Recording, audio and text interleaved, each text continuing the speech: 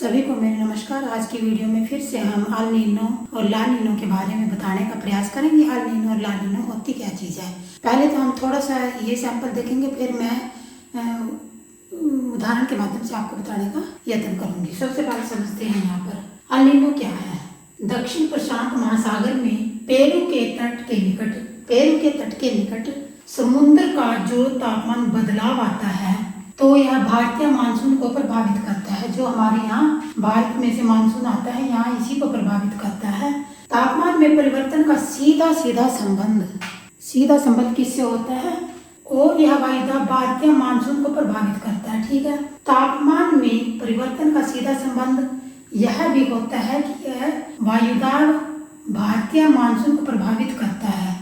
Australia के पूर्वी तट के साथ, ऑस्ट्रेलिया में जो पूर्वी तट है वहाँ पर बर्फ होती है और बर्फ से ठंडा पानी निकलता है। ठीक है, उधर से फिर जो ध्रुवीय तट होते हैं ना, वहाँ से ठंडा और भूमध्य रेखा से गर्म पानी निकलता है।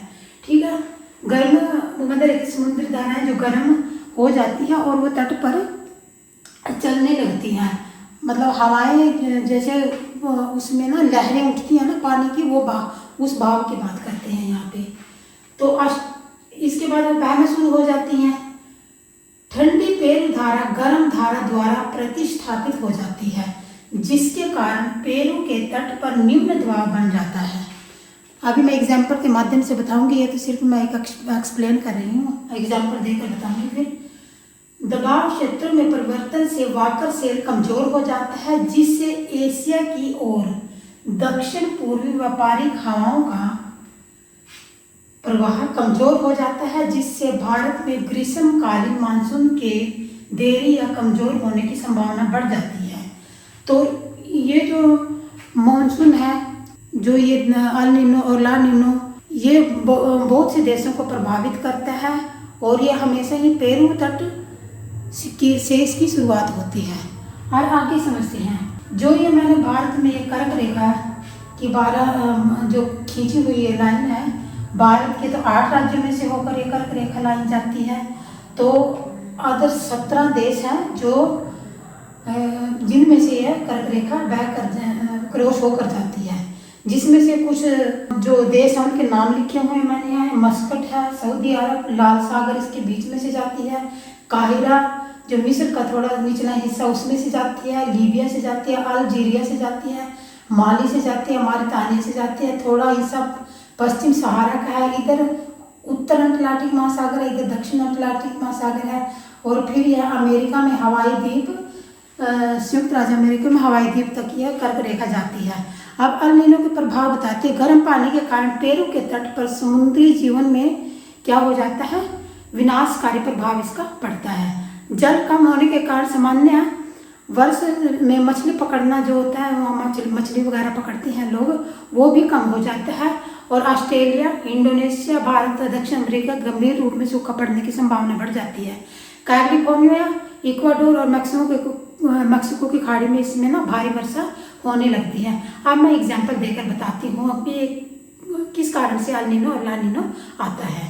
अल नीनो कहाँ से स्टार्ट होता है, यहाँ पेरू के तट से स्टार्ट होता है। यहाँ एक गर्म जलधारा बनती है। ठीक है, वो गर्म जलधारा यहाँ से निकल कर जब जाती है तो अल नीनो क्या है, एक बहुत ही जटिल मौसम तंत्र है जो हर 5 या 10 साल के बाद आता है। कई देशों में बाढ़, सूखा जैसी परिस्थितियाँ उत्पन्न कर देता है और पूर्वी प्रशांत महासागर में पेरू के तट से इसकी शुरुआत होती है। उष्ण समुद्री धारा में, उष्ण का मतलब गर्म जलधारा होती है जो यहाँ से बहकर, ठीक है ना, यहाँ से बहकर ये यहाँ हिंद महासागर में आ जाती है। यहाँ से बहकर पेरू के तट से बहकर हिंद महासागर में आ जाती है और ये पूर्वी तट से शुरुआत होती है इसकी। तो यहाँ आने के बाद यहाँ पहले से ही जून और जुलाई का महीना तो होता है यहाँ भारत में, ये भारत का थोड़ा सी सिंबल दी हुई है। तो यहाँ जून जुलाई के महीने में इधर से ये गर्म जलधारा बहकर आई, यह धारा हिंद महासागर में आती है। गर्म जलधारा बनी हुई थी क्योंकि उस समय जून और जुलाई का गर्म महीना होता है और ये दोनों हवाएं गर्म हो जाती हैं, जिसके कारण यहाँ पर एक अलग ही प्रभाव बनता है। वो कैसे? जैसे कि दक्षिण प्रशांत महासागर में पेरू के तट के निकट समुद्री तापमान की स्थिति में बदलाव भारतीय मानसून की उत्पत्ति को प्रभावित करता है। तापमान में परिवर्तन का वायुदाब से सीधा संबंध होता है और यह वायुदाब प्रभावित क्षेत्र भारतीय मानसून को प्रभावित करता है। अल नीनो क्या है? ऑस्ट्रेलिया के पूर्वी तट के साथ, मान लीजिए ये ऑस्ट्रेलिया का पूर्वी तट है, ठीक है, इधर पूर्वी तट के साथ ऑस्ट्रेलिया महाद्वीप का मैंने बनाया ऑस्ट्रेलिया, तो यहाँ इसके पूर्वी तट के साथ जो है ध्रुवियों का विकास होता है, क्योंकि यहाँ ना पूर्वी तट पर जहाँ ध्रुव होते हैं, मैंने पहले भी बताया था, जहाँ ध्रुव होते हैं वहाँ हमेशा बर्फ होती है और बर्फ होने के कारण यहाँ ठंडी धाराएं हो जाती हैं। ध्रुव होने के कारण ठंडी धाराएं हो जाती हैं। तो जो गर्म भूमध्य रेखीय समुद्री धाराएं पेरू तट के साथ बहना शुरू हो जाती हैं।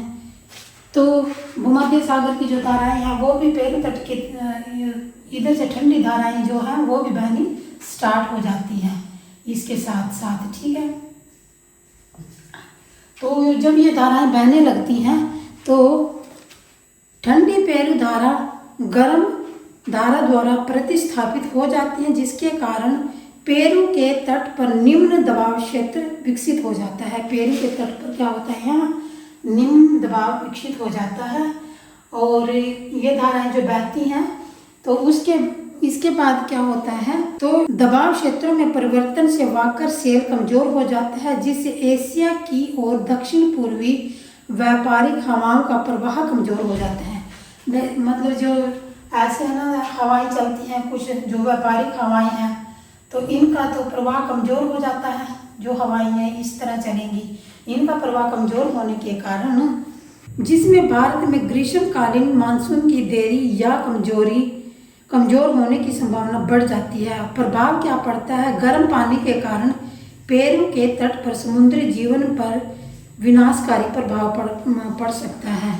और सीधे तौर पर अगर हम बात करें तो ला नीनो जो है वो पेरू के तट के पास प्रशांत महासागर में सामान्य से कम हो जाता है, जिससे यहाँ का दबाव सामान्य से अधिक हो जाता है, इसलिए पेरू के तट के पास ठंडी धाराएं बनती हैं। परिणाम स्वरूप उच्च दबाव एवं व्यापारिक हवाओं के कारण उच्च दबाव भारतीय उपमहाद्वीप की ओर मानसूनी व्यापारिक प्रवाहों के प्रभाव को मजबूत करता है। इसलिए ला नीनो के दौरान गर्मियों की मौसम की शुरुआत होती है। गर्मियों में जून जुलाई के महीने में यह बहुत शक्तिशाली हो जाती है, संभावनाएं बढ़ जाती हैं।